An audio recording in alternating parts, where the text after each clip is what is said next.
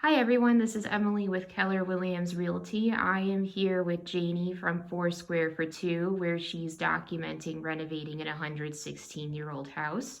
We're going to ask her a few questions about that process, and our first question is, are you from Rockford, and what made you decide to set down roots here? I am not originally from Rockford. I am from Chicago, Illinois, and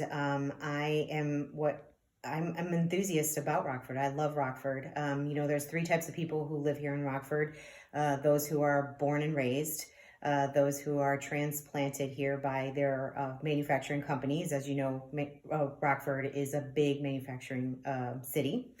And then there are people like me who just come to Rockford and fall in love with Rockford and what it has to offer.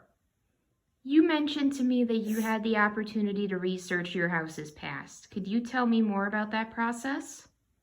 Yes, absolutely. My process has started with the Rockford Public Library, and if you live in Rockford and don't have a library card, I highly suggest you go get one. And if you're thinking about living in Rockford, that is the first thing you need to do. Our library is amazing. We have an awesome historical section at the library. Librarian historian there by the name of Jean has been very instrumental on helping me obtain research for the house. So she just basically talked with me for a little bit, asked me what the address was to my home, what the lot number and block number was, and we started researching. And so she just showed me through the library on how I could go through the archives and find what I needed.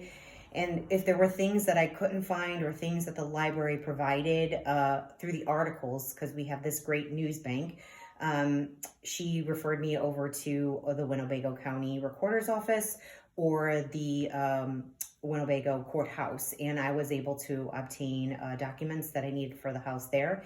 And it's been a great journey, easy process. People have been amazing and very helpful when I tell them the story about the house and what I'm trying to do. And yeah, it's been great.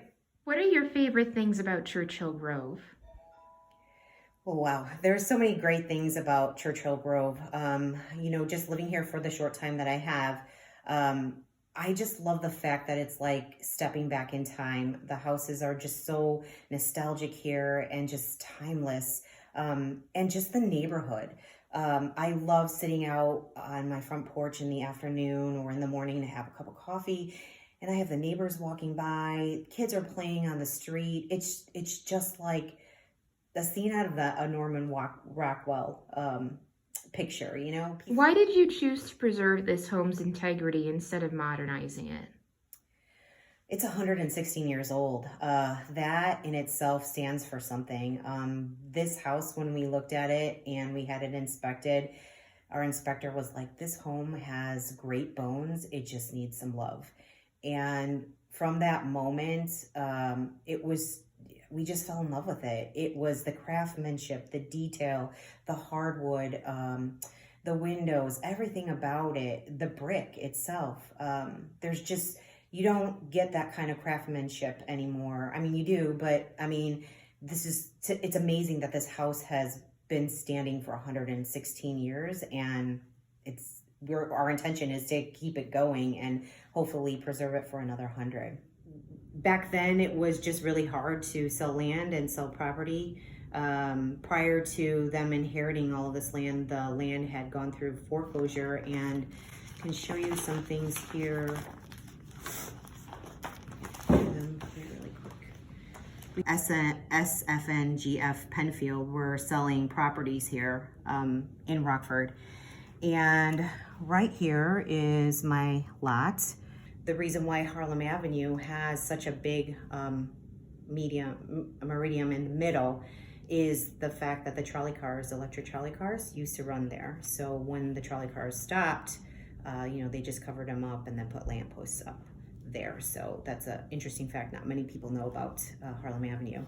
It's been really great being able to find the history about the house. And then of course, the longest living family to live in the house was the Rubin family, which I have a picture there. I was able to find a lot of the Rubin history family through the library because we do have access through Ancestry.com exclusively through the library. So finding their family tree, finding family members has been relatively easy for me. I'm trying to respectfully renovate the house and not, blow out any walls or change anything about the house, but just try and keep it as original as possible. The fun part about all of this is we're able to obtain all of this history and just get a better gist of like what this house has seen. It's seen birthdays and deaths and weddings and Christmases and Hanukkahs, and I think that's the amazing part about it. I wish these walls could talk because they could probably tell me some amazing stories.